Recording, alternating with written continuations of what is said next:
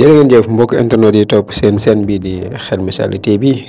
nuyuwaat leen jaajëfal leen bu baax a baax di leen ñaanal jàmm ak tawféex yàlla na leen ko yàlla defal ak fu ngeen mën a nekk ci àdduna bi nga defee ñu ñëw ci actualité ci wàllu showbiz bi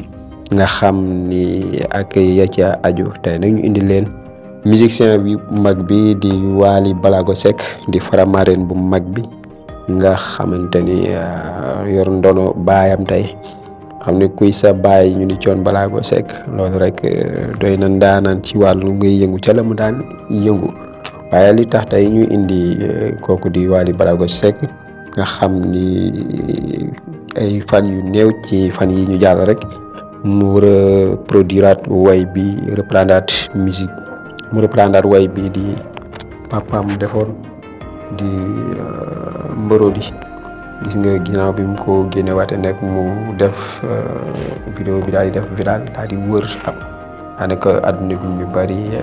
jot ci ñu bari tamit daal di apprécier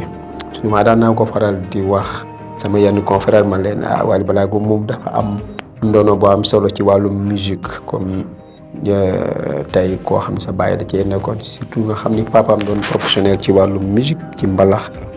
muy Thione Ballago Seck ndeysaan mos na di seetaan sama benn confrère mu ci doon def interview mook Thione Ballago Seck yàlla na ko yàlla yërëm mu doon wax ni tey moom Thione doon wax journaliste bi ni ko moom li ma bind tey li ma fent ci ay way li ma bind ci ay way tey bu doon Europe la ci tubaab yi man ay sato laay am tey ay sato ci laay dëkk ci moom laay yor ndax li ma bind li ma fent loolu yombul waaye nag malheureusement gis nga Afrique lañ nekk surtout rawatina Sénégal ndaanaan souvent dañu bàyyi ba mu dem rek ñu topp naan ndaanaan la woon waaye Thione Ballago ku ne xamoon na ni lam daan def ndaanaan kenn daaw ko lam-laamee loolu entre parenthèse la woon waaye comme tey Wally Ballago mi ngi ci fam nekkoon fa bàyyam daan taxaw moom dafa am ndono bu am solo moom Wally Ballago ci wàllu œuvre yi nga xam ne fi la papaam bàyyi surtout nag